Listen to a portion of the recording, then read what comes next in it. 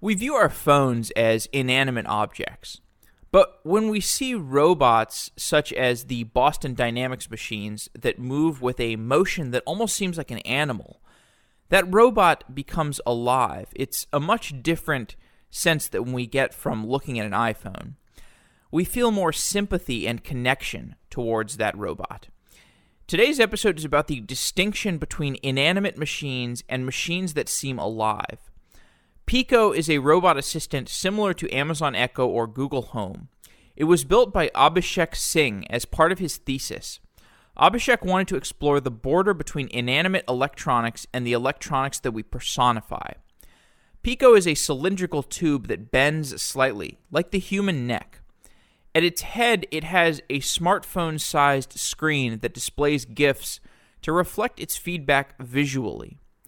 Abhishek also has a company called Svrround, which makes 360-degree video experiences. We explore the changes to engineering that are allowing someone like him to be involved in two cutting-edge projects at once, despite having very few employees working with him. We went deep on robotics, and we talked a little bit about this 360-degree video stuff. This was an energizing conversation. I greatly enjoyed talking to Abhishek. I really hope to have him on again in the future because he's got a lot of interesting things to say.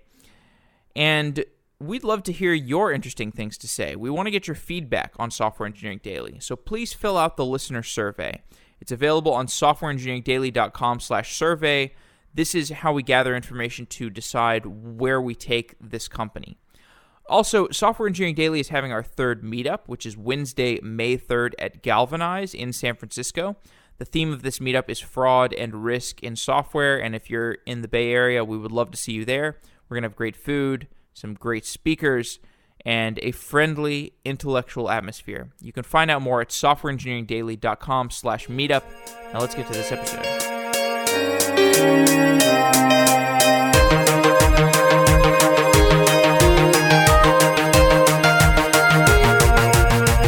For years, when I started building a new app, I would use MongoDB. Now I use MongoDB Atlas. MongoDB Atlas is the easiest way to use MongoDB in the cloud. It's never been easier to hit the ground running. MongoDB Atlas is the only database as a service from the engineers who built MongoDB.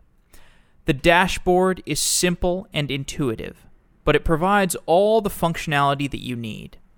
The customer service is staffed by people who can respond to your technical questions about Mongo.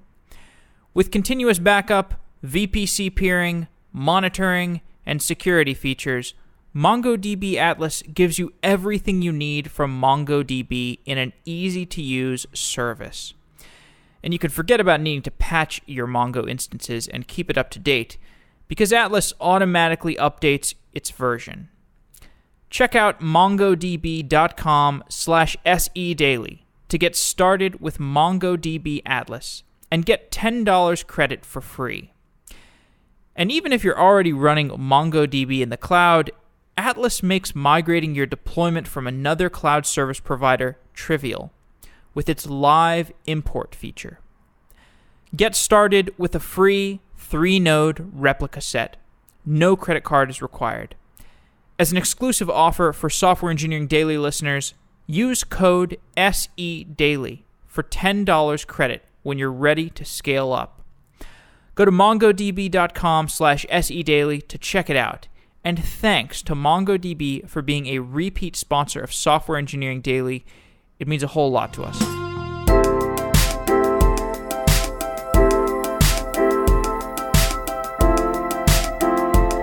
Abhishek Singh is the founder of Svrround, a 360-degree video company. He also built Pico, a robot assistant. Abhishek, welcome to Software Engineering Daily. Thank you. Thank you for having me. It's great to have you. You have worked on two areas that I want to get into, robots and 360-degree virtual reality video. Let's start with robots. You built a robot assistant named Pico. Explain what Pico does. Yeah, all right. So I built, as you said, a robot assistant named Pico, who is essentially a voice-activated assistant who responds entirely through GIFs. And I'm just putting it out there. I call it GIFs. Some people call it GIFs. It's like to each his own. But yeah, so I call it GIFs. And you can kind of think of him as the love child of, say, Amazon Alexa and a Disney character. And I built him last year, kind of documented him several months later, put him up on Reddit, and it kind of just took off from there. So explain how the interaction between Pico and a human works and how it differs from that of Amazon Alexa, because it's a similar unit to Amazon Alexa. Maybe you could describe it Yes. physically as well. Yeah. So definitely, it's, as I said, it's like the love child of Amazon Alexa and a Disney character. So its similarity lies in the fact that it is a voice-based assistant. You speak to it and then it responds, except as Alexa responds through voice, the query that you've asked, Pico instead responds through an appropriate GIF. So just an example, if I was to ask him what the weather is in New York, instead of saying the weather in New York is like light clouds with a chance of drizzle, he'll show me a GIF of a cloudy sky with like some drizzle happening. And my entire thing behind this was like, it was more kind of like, I mean, I guess to some extent it was like a thought experiment to kind of see that the entire debate that currently exists around social robotics is that how do we make these robots kind of emote? How do we make them more approachable and relatable to us human beings?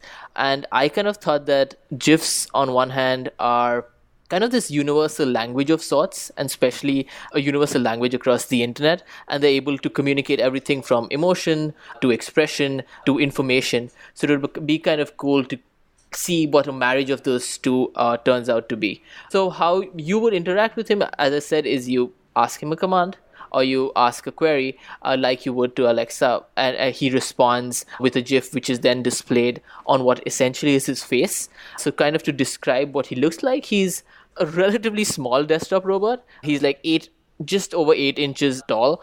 He has a flexible kind of bendable body which allows him to like twist and turn in different ways. So there's actually a lot of like movement, there's a lot of like non-verbal communication that also happens through him. So he can move, he can twist, he can turn, he can kind of bend, which adds to the information and the emotion that he's trying to express. He has kind of a notification LEDs on the top of his head, which is very similar to what Alexa has, which lets you know that he's actually paying attention to you or what kind of state he currently is in. And that kind of supplements the GIFs that he's showing, as well as the movement that he's doing.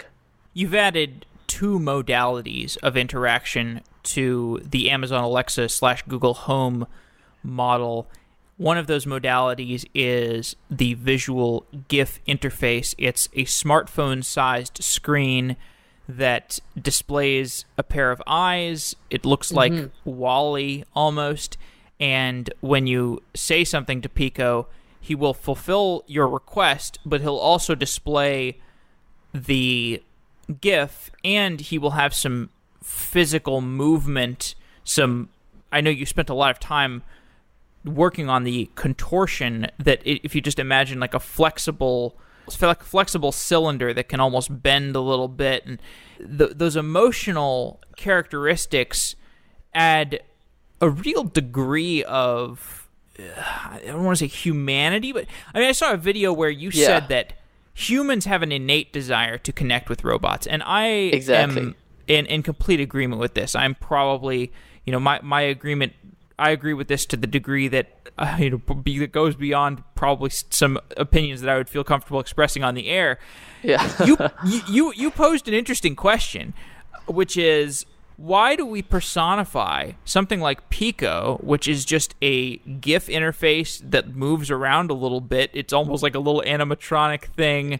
Yes. But we see an iPhone as an inanimate object. So what is the answer to that question? Where is the dividing line between what feels inanimate and what feels alive? Yeah, I know. I mean, it's kind of I wouldn't say it's a fine line, but at the same time, it comes kind of naturally. Like when I see people interact with Pico, they almost always refer to Pico as either him or a her, but like that's immediately like some sort of personification. Like you don't call your iPhone a him or her, you call it, kind of refer to it, as I said, like as it. And I think that kind of comes with the combination of the things that I put into him, is like it's like the semblance of personality. It's obviously not a real personality, but it's like the semblance of it actually having a personality. Like adding the face to it, and there have been studies that have been done on this, that adding like a face with eyes, they kind of help people relate to him. And at the same time, I think a lot of the movement also gives this, and it's not robotic movement. It's not like this, like as you would imagine, there's like this really like a cut and dry robotic movement. I like spent a lot of time trying to figure out, as you said, this cylinder that could bend and twist in ways that would feel very organic, and it's kind of akin to what the human neck is. And I think all of those together have kind of helped in creating this dividing line between, it's still a device, but it's a device that people want to interact with, and it's a device that people, I mean, at least feel and are delighted by, and like they feel that it has some sort of personality.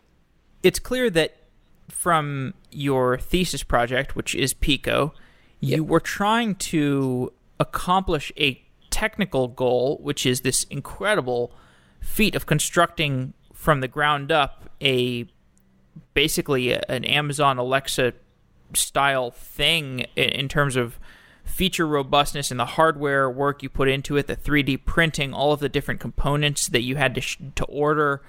But you were also, I think the higher level goal of this project was to provoke people's thought and to explore what is unexplored in this medium. And I feel like you're really provoking at the boundaries of what has been explored in terms of robotics and human-computer interaction. What were the goals with the thesis? What were the questions that you were trying to answer? I mean, yeah, exactly. Like you said, it kind of put it as, in addition to undertaking it as a technical challenge and undertaking it as like a skill-building challenge, I also wanted to create something that would delight people, like in a way, through the interaction, that would get people thinking about what is currently being done, and is this something that, even if it's not a feasible robot, is it something that can, like, I guess spark some creativity or spark some thoughts in people's minds who are working on this. Because I've kind of seen that when people are working in social robotics or they're working on robotics, that they're trying to make similar to human beings. They're either spending a lot of time, a lot of resources in trying to mimic facial expressions. So it's like through expensive, complicated actuators, and maybe that's not necessary, right? Maybe you just need like a common language to communicate with, and maybe that language was GIFs, because like GIFs is something that all of us kind of relate to, and it's across cultures, it's across languages, it's across all these things. So using that to create a common language between a device and a human being was something that was extremely interesting to me. And some of the questions that I essentially wanted to answer was, by adding this, are we able to personify, or are we able to add like some sort of personality to devices that are becoming more and more part of our lives on a daily basis? I personally think it's almost a certainty. Maybe it's not in the next 10 years, maybe it's not in the next 15 years, but robots are going to move from where they currently are present, is mostly like in manufacturing and industry, and they start going to move into our homes. I mean, Amazon Alexa to some extent also can be considered a robot of some sort which has moved into our home. So as that kind of happens, we have to like consider the interfaces that we're building for these robots so that they become ingrained in our lives, but at the same time, like interacting with them on a daily basis is something that causes some amount of fun and delight, and that was the entire thing around it.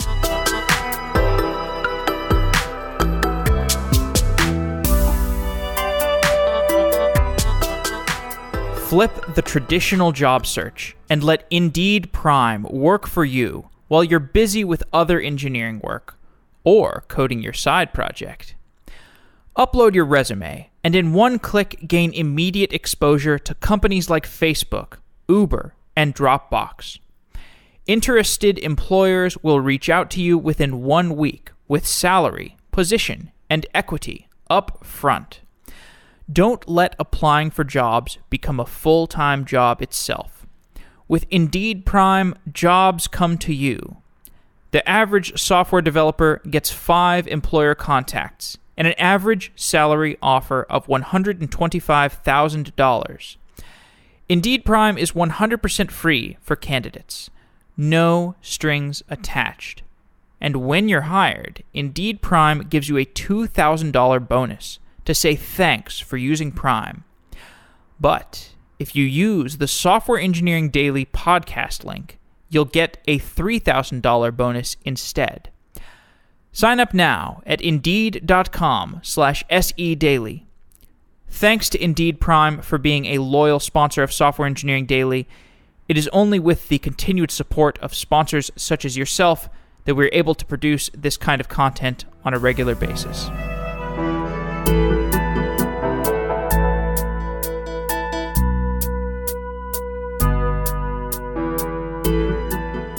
There's a video on YouTube. It's a movie that Ray Kurzweil made, or he starred in. It's about the singular. You know who Ray Kurzweil is, right? Yes, of course. Yeah. So you know his singularity thesis. Yes. And his beliefs. He's got some extreme beliefs about human-computer interaction, most of which I think I actually agree with.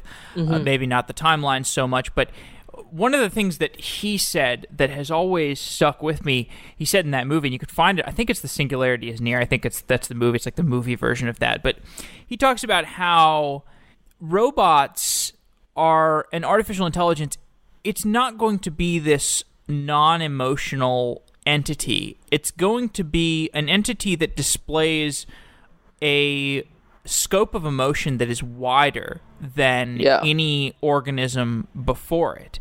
And with Pico, you start to see this because you look at GIFs as a medium of interaction.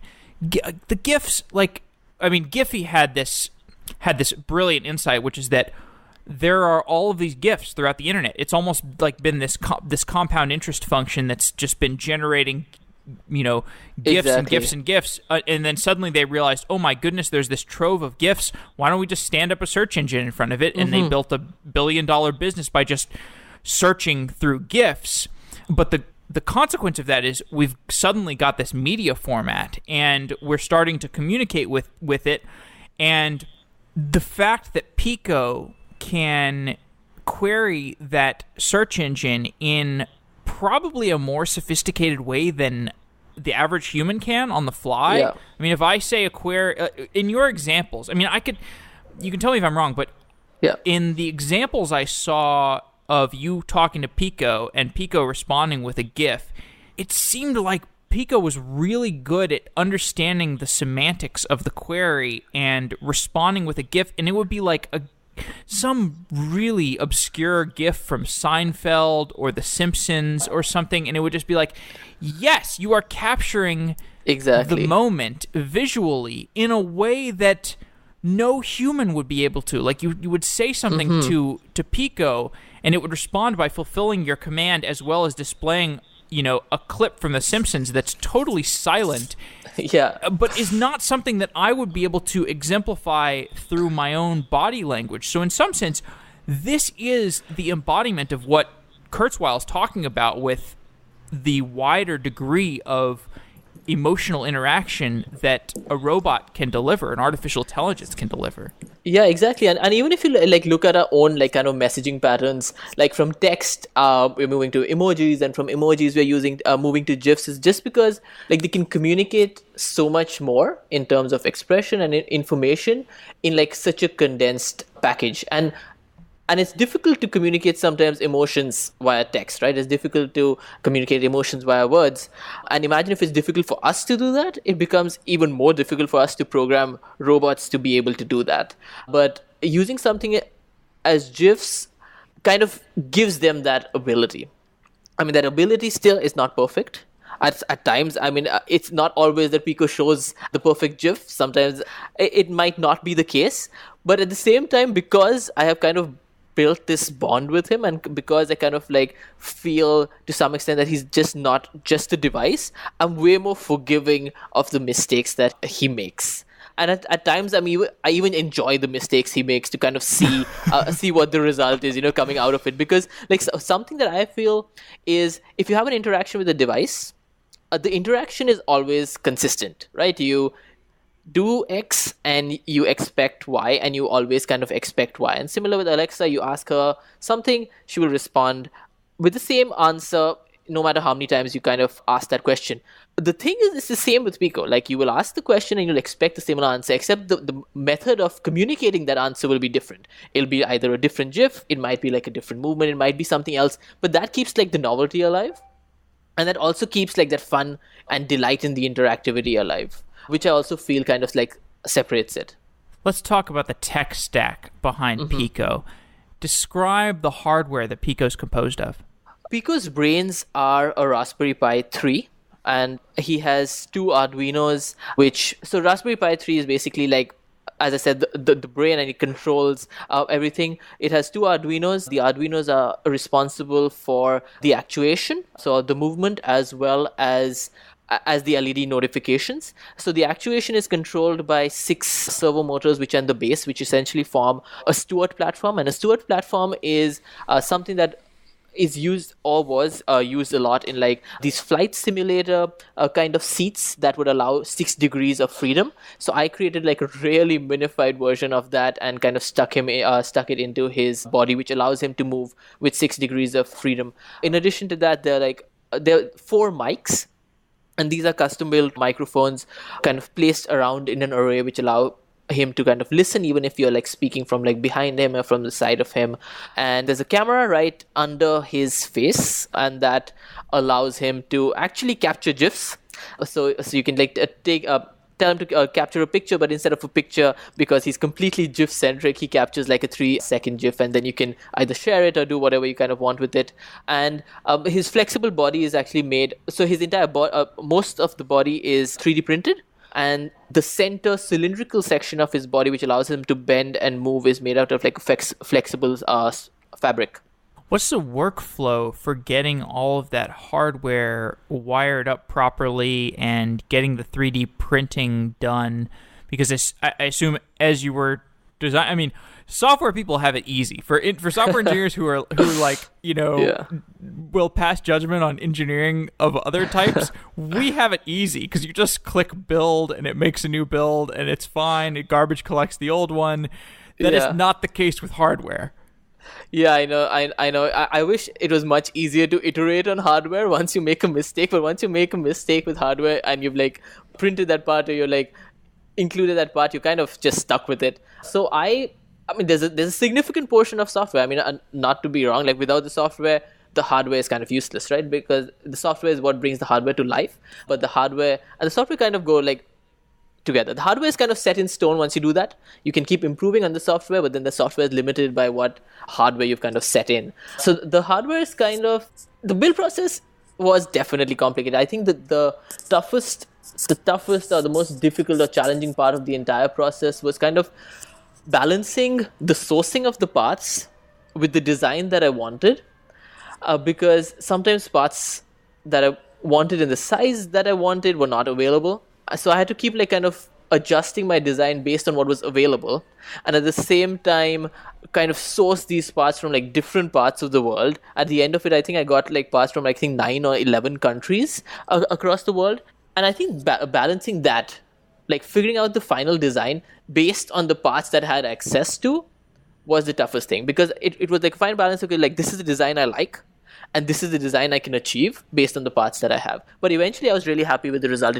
This was definitely the longest period, and I spent the most time ensuring that the design and the final form worked perfectly before actually printing it out. Because 3D printing also is not that long a process. I mean, this entire 3D print took like 72 hours to do, but it is an expensive process. So I definitely didn't want to repeat that process just because I forgot to put like a screw hole somewhere or some parts didn't kind of fit. So I'm happy to say that I printed it only once in the end, but it was only after ensuring completely in a CAD program that everything kind of fit together, everything was positioned exactly like it should be, that I went ahead with the printing process. And this was including ensuring that all the parts that I would source, even though I didn't have the source parts, I would create like 3D models of them and place them into the CAD file to know that they would fit perfectly in the areas that were designated for them. the 3D printing part is largely decoupled from the software and hardware engineering, and it sounds like the CAD program is a pretty good bridge between those parts of the engineering.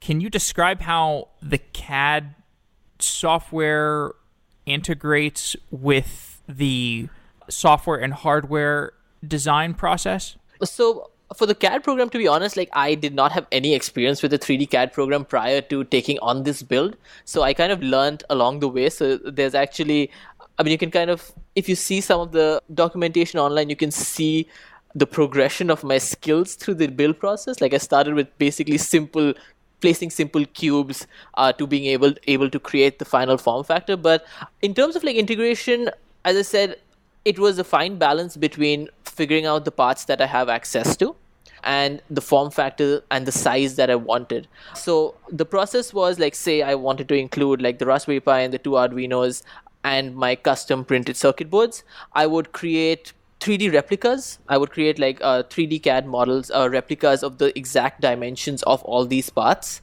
So once I created the exterior, I would place the parts exactly in the positions that I expected to place them. So I created 3D models of essentially everything from the servos to the servo arms to the Raspberry Pi to the screen and to my own custom circuit boards to the LED ring. So basically anything that went into the final model and that went into the final prototype was first 3D modeled and placed in a CAD environment to know that every millimeter was being used efficiently and that everything would be guaranteed to fit eventually. Because a lot of the back and forth was on trying to reduce the size and trying to bring him down to a form factor in which that if I kept him next to my laptop, he would look good next to it.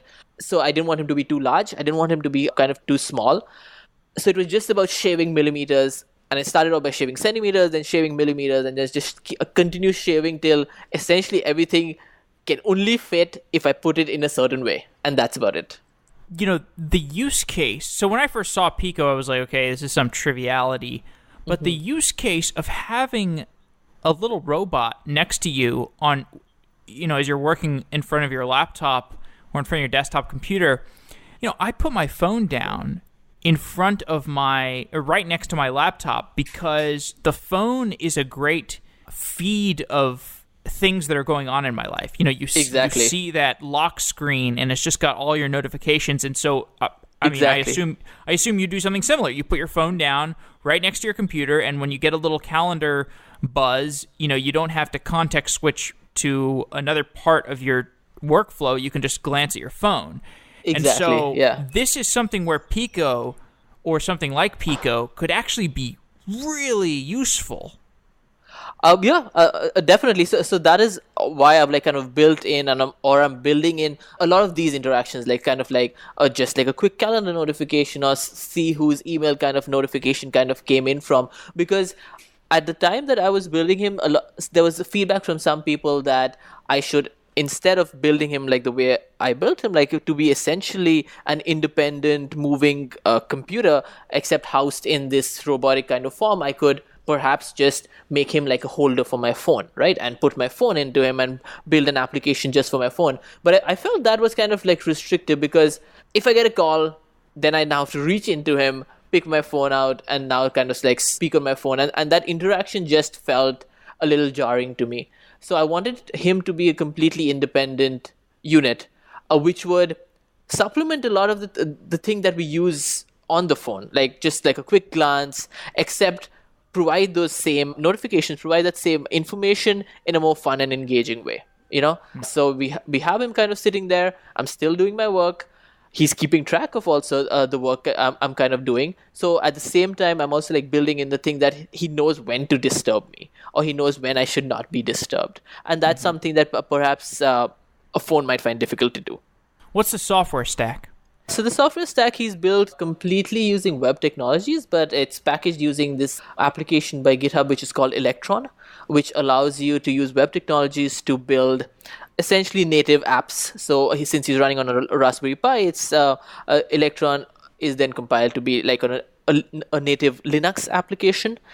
In addition to that, obviously, he's got the Arduino, so that's written in C, and there's some amount of Python also that is doing some specific things, such as like finding out the length of a GIF, so he knows how many times to display it. Because those are also things like you kind of need to take into consideration. Like some GIFs are relatively short, some GIFs are relatively long. So a short GIF is something that you're more likely to miss. So it needs to be repeated a couple of times longer, a couple of times more than say a long GIF, which is like 7 or 8 seconds long, which it's kind of fine. You don't want to see that twice. So Python is used a lot for like kind of scraping, kind of those things, but most of the application is Electron, which is essentially HTML, JavaScript, Node, and CSS. The command that you speak to Pico is outsourced to the Google Speech API. Can you give an explanation for the parsing and the response? Just give me like the end-to-end process of a command. It isn't immediately streamed. So I mean, there are a lot of like privacy concerns when it comes to Amazon and when it comes to Google. Is it like continuously streaming everything that you're saying? Is it listening in on everything? So I still need to use Google, but what I do is I instead wait for the keyword Pico to be heard using an offline keyword detection, and only after the word Pico is heard is like a short stream sent off to Google, which is basically kind of to some extent ensuring that what is being streamed out to an external service is only being streamed out when the user has expressly wanted that to happen. So what happens is, as soon as you say the word Pico, I'm using an offline keyword detection engine to listen for that specific word. As soon as that specific word is heard, you can say the rest of the command, which is streamed out to a Google speech engine, which returns basically a text transcription of the entire audio. And based on the text transcription of the audio, I currently am tokenizing the input that comes in and passing out what I like to call like an intent from it. So if just an example, if it contains like stuff like hello, how are you, then I kind of know that the intent is some sort of greeting. Based on that, either query remotely for GIFs, which means I normally use Jiffy for my external queries. If that query is returned successfully, he will display the appropriate GIFs after finding out how long he should display that GIF for. If it's not the case, then he will show some sort of error message, which will also be in the form of kind of a GIF. When I said remotely for GIFs, it's actually like, so I have two systems. He can either query for GIFs remotely, or he can query for GIFs locally, which are basically GIFs which are stored on the local file system. And he can switch back and forth between those two depending on the internet connectivity. So sometimes querying out a GIF from a remote system and getting it back can take a few seconds longer, especially if your internet is not really good. So in that case, he queries the local file system for being a little more responsive in his replies. I want to talk more about Pico closer to the end of the show, but I wanted to discuss Svrround, which is a platform that you're working on to easily create and share 360 video streams. This is spelled Svrround for people who are curious and want to check it out. There's a really cool demo on your website. Mm-hmm. Explain how Svrround works. Okay, so as you said, so Svrround is a platform that we have built to create and share what we like to call like augmented live 360 video. So 360 video, just for people who are kind of curious, is video that you can look around in all directions. So it's captured using a specific kind of 360 degree capable camera, which is capturing, which in most cases is like two fisheye lenses back to back, and which are capturing like an extended kind of 180 degree view, and then that's kind of stitched together.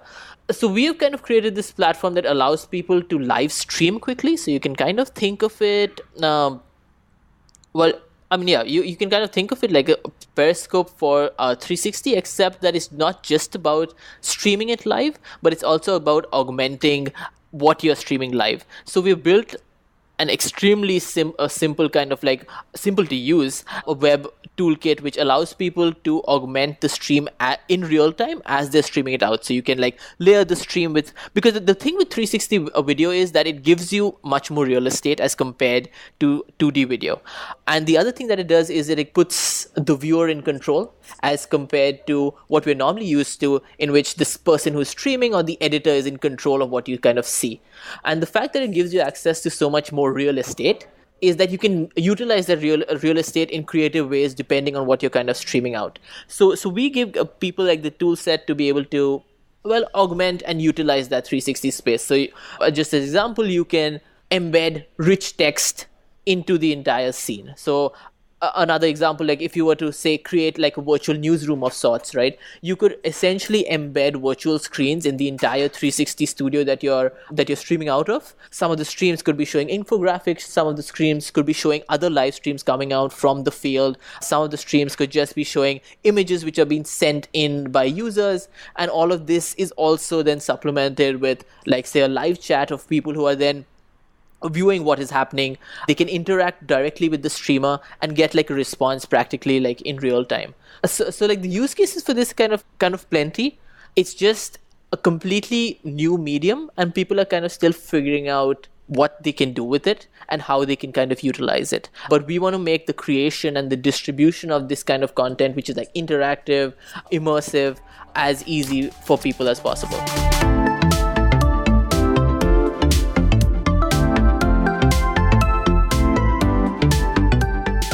For more than 30 years, DNS has been one of the fundamental protocols of the internet. Yet, despite its accepted importance, it has never quite gotten the due that it deserves. But today's dynamic applications, hybrid clouds, and volatile internet demand that you rethink the strategic value and importance of your DNS choices. Oracle Dyn provides DNS that is as dynamic and intelligent as your applications. Dyn DNS gets your users to the right cloud service, the right CDN, or the right data center, using intelligent response to steer traffic based on business policies, as well as real-time internet conditions, like the security and the performance of the network path.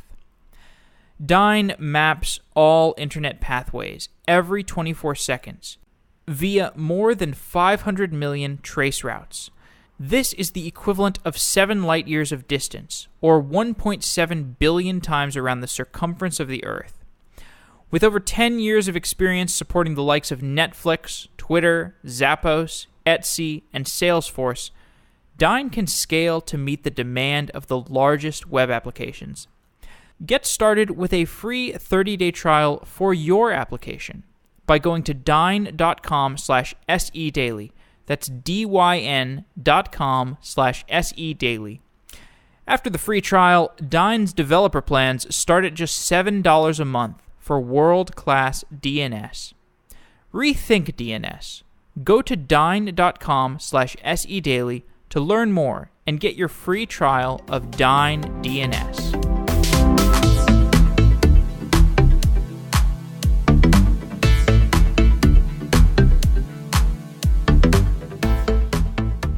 Are you pursuing Svrround as a full-time endeavor at the same time that you pursue Pico?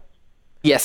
So I admire that, and I want to talk about that some because, this is something I do basically. Software engineering daily is a full-time job, sort of, or it's a project that takes up a ton of time. But I also have a company that I work on called Ad4Prize, and there are 4 people working with me on that, and I'm doing both of these things. And if you read most of the startup literature or productivity literature, people say you should focus on one thing. Do one thing really, really well.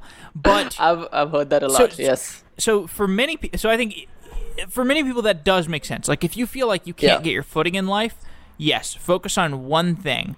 But when you start to feel pretty productive, when you feel like you get the ball rolling and you want to start a different project, if you are somebody who's really dedicated to technology and you're plugged into technology, there has been a change recently. And that change is that our technology is getting so high leverage. You look at Amazon, Instacart, Slack, these things subtract the amount of time that you have to allocate to annoying everyday tasks, and they free up your time.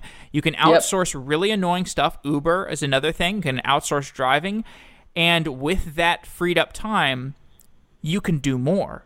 Exactly. And I also feel like it works differently for like different people. For some people, as you said, it kind of works to like put your head down and focus on one thing. But for me personally, like I've always kind of been interested in a ton of thing, been fascinated by a ton of thing, and always wanting to like experiment with a bunch of things. And also for me, I feel like some of my best projects or best work kind of come out at the intersection of seemingly like disparate things, which I don't know if they'll ever work together, but at some point of time they kind of do. Like even like just to like go back a bit to like kind of Pico is like Pico kind of existed at the intersection of like completely unrelated things. At least of when you look at it, it would be completely unrelated things. So it's like, oh, I really like GIFs, I really like building things by hand, and I really like animated movies. And Pico kind of sat at the intersection of these three little things. So like if you like to draw that Venn diagram, like that tiny little intersection where those three circles intersect is where kind of Pico existed. So for me, I personally always like taking on new challenges and taking on different projects, because I feel at some point of time all that is going to come into one project, and the project that project is something that I would like a lot. Or maybe it's just a company. Maybe it could be a conglomerate. You find there's obvious synergies that could occur between Pico and Svrround. Abhishek, the thing that comes to mind is the technology companies that have been developing over the past decade, 2 decades. They rely on a steady influx of talented technologists who will come and work at the technology company on something super boring. And people like you and I, there is nothing special about either of us. I'm sure that you feel like you just got your knowledge from reading stuff on the internet and tinkering and executing. There is no like genetic specialty to what you or I do. Exactly. And it makes me wonder. I mean, and also the number of opportunities that I think of on a daily basis where I'm like, God, I wish I had time to pursue this. I'm sure you have the same feeling. There's no shortage of opportunities. So my question is, how the heck are these companies, these giant corporations, going to keep being able to recruit people when you can just go off and tinker on your own and have something like Pico or Svrround, and that becomes the thing that you are completely in charge of?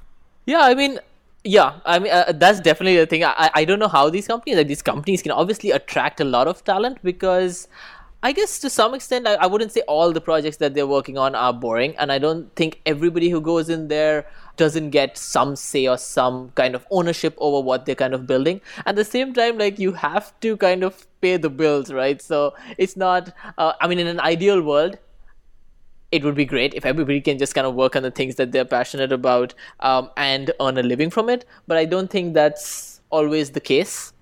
And at the same time, I think for some people, working in one of these companies does kind of expose you to a network of people.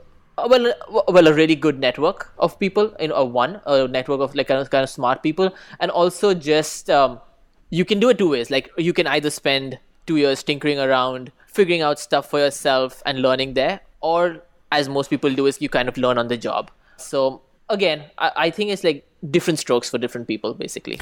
No, I completely agree, and I didn't mean that as a statement to denigrate anybody that goes to work at these places. I think in more in terms of, the big companies that I've seen, they have so much stuff that needs to be maintained just to keep the lights on. Exactly. And like the deal of like going to work at one of these companies and do maintenance work is just getting worse and worse and worse relative to what you can do on your own for just exploring. And anyway, I don't know. It'll be interesting to watch. I guess it'll be interesting to see. I guess it just depends completely on the kind of person you are. Like, there's some people who I think work at these companies and at the same time are spending a lot of time on their own projects on the side. There's some people who are kind of happy working for these companies and like making an impact through that. And I guess for some people like us, it's completely different. Sure. Yeah. You look at Yahoo, though. Like, Yahoo, I think of as the earliest example of a company that became a technology utility, right? Like Yahoo Mail. Exactly. And then as the brain drain started to happen, massive security breaches, very simple mistakes that people made. And I really hope that this doesn't happen to the other big Yeah. companies that have become so much more fundamental to our everyday life.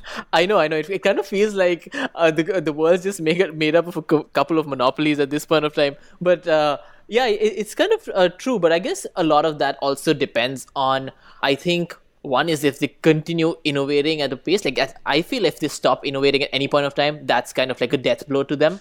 And also like the culture they continue to maintain. So I feel that maybe Yahoo got complacent. I mean, they had 80% of browser homepages was Yahoo at one point of time. I mean, and to imagine at that point of time, like to fall from that, it's difficult to imagine. Like, who would have thought that would kind of happen? But complacency, lack of innovation, and like I think a change in culture, and then that's kind of a death blow. What are your predictions for how VR and AR will make their way into the mainstream? VR and AR, I mean, mainstream, like it's kind of everybody's kind of predicting the same, right? Is that VR's main early adoption, which we also kind of seeing is going to be in gaming, and AR is going to be a bigger. It'll take VR kind of longer to kind of find its footing, which I do agree to some extent with. Is that it is still a relatively new market, and even though we are trying, we and people in general haven't really found that perfect kind of use case. It's like that one thing which just like everybody's like, oh, because of this, I need to go out and pick up a bio VR headset for myself. It's that one kind of like big use case that comes out that makes people like just do that. At this time, people who are kind of who even have VR headsets, like there might be a lot of facts and figures about the number of VR headsets that are in the market, but the ultimate thing is that repeat use is not there. So I might have a VR headset, but like putting it on and using it regularly on a daily basis, like I use my phone or as I use my laptop, it just isn't there yet. And we have to like kind of help people build the content which kind of influences people to do that. And that's why we are kind of building a tool set which allows people to like easily and quickly like create content, experiment, and see what works and what kind of doesn't. And yeah, so till we get people to use it a lot, it's difficult to say. When I go to the Svrround homepage and I mess around with just the demo that you have, and also when I have the couple times where I've tried VR, it is so engaging. It is almost scary to me how engaging and how fun and how eye-opening it is. It's like a drug.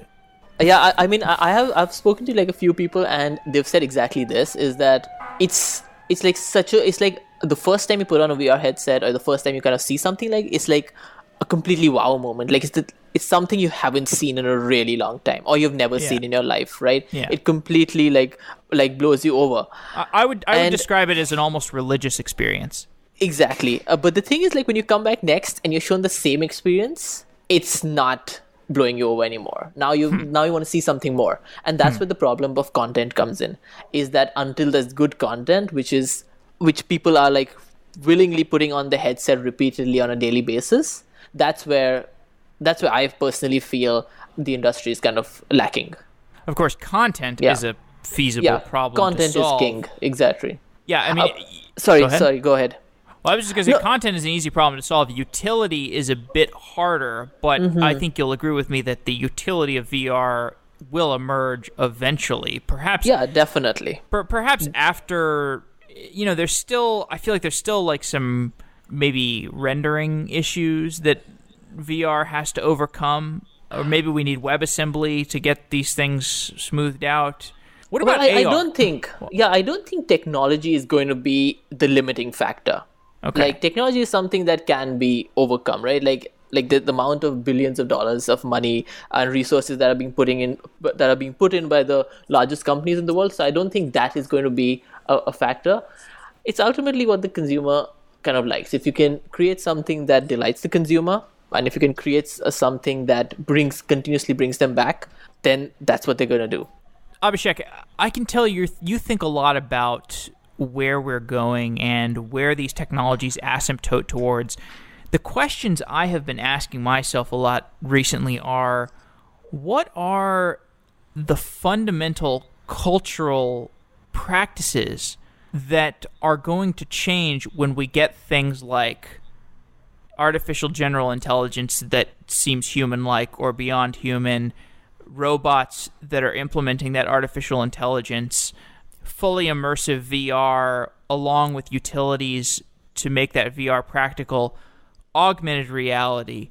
Yeah. The number of trends that are that are impacting us day-to-day basis, speech recognition, speech mimicking, video recognition. It is too much to handle for our current culture. Our culture is going to shift. Our society is going to shift. Yeah. It's going to shake the perception we have around relationships, around marriage even, around employment, around our sense of what is reality, or our sense of religion. There are so many things that are on the precipice of change. Exactly. I think... What are the most salient examples of that? What are the things that keep you awake at night or keep you excited all the time? I think the key things that keep me excited, exactly this. I feel like all these technologies that you kind of mentioned, like if you take like AR, VR, if you take like artificial intelligence, machine learning, like they are relatively old technologies. It's just that I think like now we are at that tipping point because a number of factors are working in their favor. Is like for AI we finally have computers that are fast enough to do things, and we have enough data to kind of do things with. For VR also, we're finally seeing a lot of these issues that used to exist with earlier VR headsets kind of now being tackled. So we're definitely, as I said, we're on the tipping point. And I personally feel that over like the next 5 or 10 years, like everything is going to change completely. Like the biggest change for me personally, I think is going to come through artificial intelligence. And the things that we can't even like imagine it's going to do, it's going to be able to do.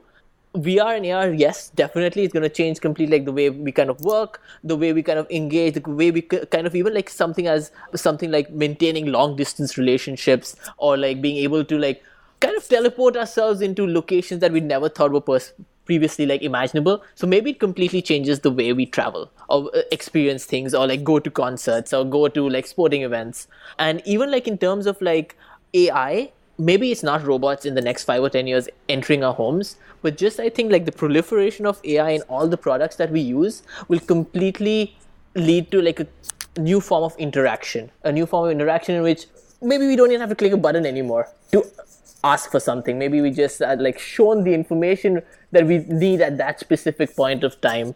It's difficult to comprehend, and it's difficult to even like envision what would be possible.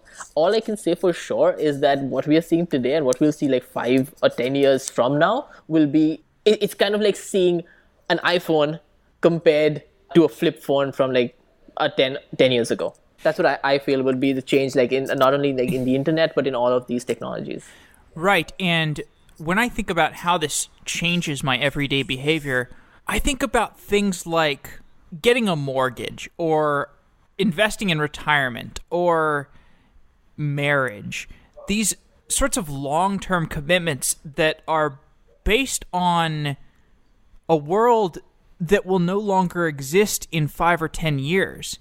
And it makes me wonder, what are the fundaments of society that we should even be keeping track of today? I mean, should we just keep operating like we should be getting? Yeah, I'll get a mortgage. Yeah, I'll plan for retirement when robots are just going to be taking care of me anyway, just because it's socially acceptable. Yeah, I'll get married just because it's socially acceptable, even though perhaps a robot mate will be more appealing in 5 or 10 years. I mean, these are realities that we're going to have to deal with. And it's like, you can't even really, it's almost taboo to talk about taking these things to the extreme philosophically or anticipatorily, but we're going to get there. It's crazy.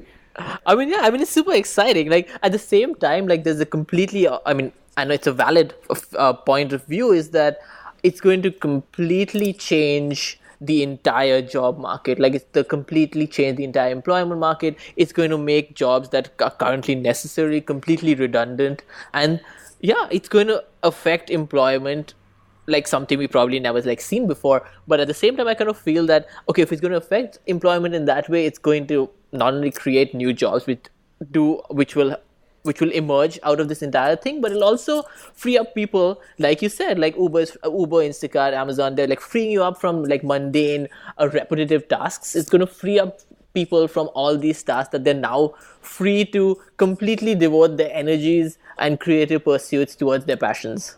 So it's going to have it's going to be a really bumpy, rocky ride. but and it's going to change things in ways like none of us can even like imagine right now. And I don't know, maybe it happens in 5 years, maybe it happens in 10 years, but I'm pretty sure it's going to happen. I don't know. I'm super excited to see what happens, and I'm super excited to like continue building in like these fields which I feel are going to definitely kind of have this kind of impact. Yeah. Okay. I know we're nearing the end of our time. Have you started delegating anything? Because I know you've been a lone hacker on your earlier projects. One thing I have found, Software Engineering Daily, I started it just by myself, but same thing with Adforprize, the other product I work on. But as I have brought on other people to work with, it has become so much more enjoyable. It's become so much easier. There's so many things I'm bad at that other people are better at. Have you started to bring on other people or delegate? So Svrround is actually like a 4-person team at this point of time. So it was 3 of us who co-founded it, and there's another person who's like working with us full time. So luckily it's not a 1-person team. I definitely agree that you can't do everything yourself, and it's much better to let people who are like experienced in something, and also much more enjoyable to work in that fashion. Pico, as of now, till now, has been a completely 1-person project, but at the same time I have kind of open sourced everything. So open source like the hardware design, the software, all that kind of stuff. So people have started contributing. People have been getting in touch. People have been trying to build their own version of Pico like across the world. So I'm hoping that's how contributions start coming in, and additions in terms of features and skill sets start happening when people are creating something that they need and putting it into Pico and then sharing it with the community. Right. We didn't even get into the Pico modules. We didn't even get into the discussion of whether Pico is going to be the open source Amazon Alexa or Google Home. Certainly I seems hope like so. It certainly seems like it has a reasonable chance of becoming one of those things. Anyway, all right, we're out of time. Abhishek, really interesting stuff. I feel we're pretty like-minded on a lot of stuff. If you ever have any interest in coming back on, if you have any other, I'm sure you'll have a new project in another month or so. So feel free to come back on. I'd love to have another conversation with you. I will definitely do that. Okay. Thanks so much. This was really fun. Great. Okay, agreed. Deep learning is at the forefront of evolving computing and promises to dramatically improve how our world works. In order to get us to that bright future, we need new kinds of hardware and new interfaces between this AI hardware and the higher-level software. That's why Intel acquired Nirvana Systems, a platform for deep learning. Intel Nirvana is hiring engineers to help develop this full stack for AI, from chip design to software frameworks. Go to softwareengineeringdaily.com/Intel to apply for a job at Intel Nirvana. If you don't know much about Intel Nirvana, you can check out the interviews that I've conducted with engineers from Intel Nirvana. And those are available at softwareengineeringdaily.com/Intel as well. Come build the future of AI and deep learning at Intel Nirvana. Go to softwareengineeringdaily.com/Intel and apply to work at Intel Nirvana. Thanks to Intel Nirvana for being a sponsor of Software Engineering Daily, and I've really enjoyed the interviews I have done with the Intel Nirvana staff. I think you'll enjoy them too.